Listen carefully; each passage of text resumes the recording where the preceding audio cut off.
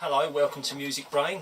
Today I'm going to be talking about a band called Stark Reality. I heard a track on Radio 6 laying in bed one night, and it was called Rocket Ship, and it did take me away in a rocket ship. It was so interesting. I thought, I've got to check out this band.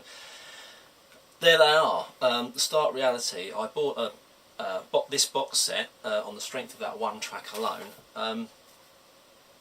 And it was a really good price. I think it was around about £15, 15 quid, for a triple CD box set, and it's so beautifully put together.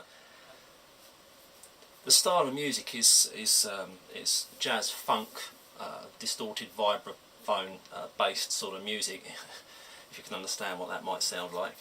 And it's just that the amusing thing about it is that apparently the track that I heard is off an album that was really a music created for children, and I'll show you what the album looks like. It's a lovely put together box set. It's a nice stiff card. This is the album that the track that I heard came off of. It's called The Stark Reality Discovers Hoagy Carmichael's Music Shop. Hoagy Carmichael was a prolific composer, singer-songwriter and various other things, for like Hollywood films and television, and I think a sort of an early pioneer of sort of miking things up. His son put Stark Reality together because I think nobody was really calling for the sort of music his father was making at the time. So Stark Reality was put together by his son to sort of reinterpret a lot of the music that Hoagy wrote, and it's bloody good that he did, because we've ended up with this. This is lovely. It's really nicely put together.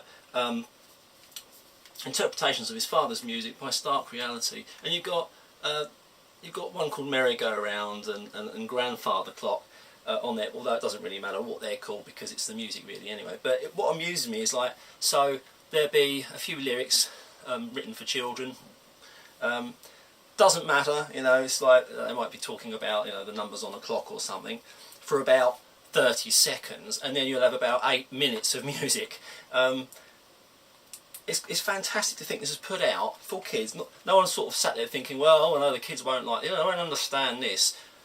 Music transcends, and you're not judgmental when you're a child. You'll just sort of take it for what it is. You'll be watching the TV and whatever's going on, whether it's a cartoon or whatever, and it's subliminal. You're not even necessarily paying too much attention to the music, but they'll be watching the cartoon as well, and the music as it goes along, and just take it for what it is.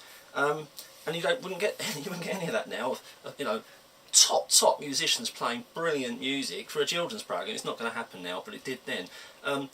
This is the other album that comes in the box set: Acting, Thinking and Feeling, and Roller Coaster Ride.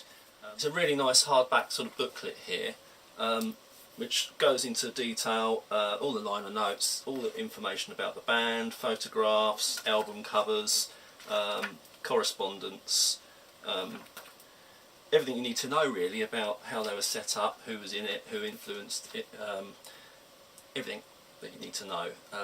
Really, really nice, and that has I can only assume, because I can't remember, I bought this a couple of years back now, this presumably is it's only in the paper sleeve here, but which sort of nestles inside. That I think must be the CD with the previously unreleased tracks in it. It's brilliant, it really is good stuff. You'll be hard pressed to get a box set so nicely put together for such a good price, and with so much great music in it. That'll keep you busy for a few hours. So, just to recap on the sound, really, it's sort of quoted in the booklet as saying, trying to describe what it is, and I'll say the same thing. It's like a jazz funk fusion, but there's a slight distortion in there, which comes from its age, from its time, really, of how it was recorded. But John Abercrombie, who's a guitarist, has this wah-wah fluctuation sound in it. Monty Stark, who's has a fuzz tone vibraphone in there. Phil Morrison has like a slippy, slidey bass guitar sound, and Vinnie Johnson has like a marching funk backbeat, and that's what makes it so good. It's very much of its time, and everything's too slick now. I mean, what makes it so good is the slight distortion, the slight, you know, it absolutely takes you into that 60s and 70s sound, which is why you want it in the first place. You wouldn't want it to be absolutely crystal clear, otherwise it'd absolutely ruin it. So that's why I like it. I like it because it's brilliant music and it takes you somewhere. I like it because it was, you know, it was supposedly written for kids. Well, it was written for kids, and yet it's any music lover who perhaps is a kid at heart like I am will really appreciate it. Anyway, that's it. If you know more now than you did at the beginning of this video, I've done my job, and I'll see you on the next one.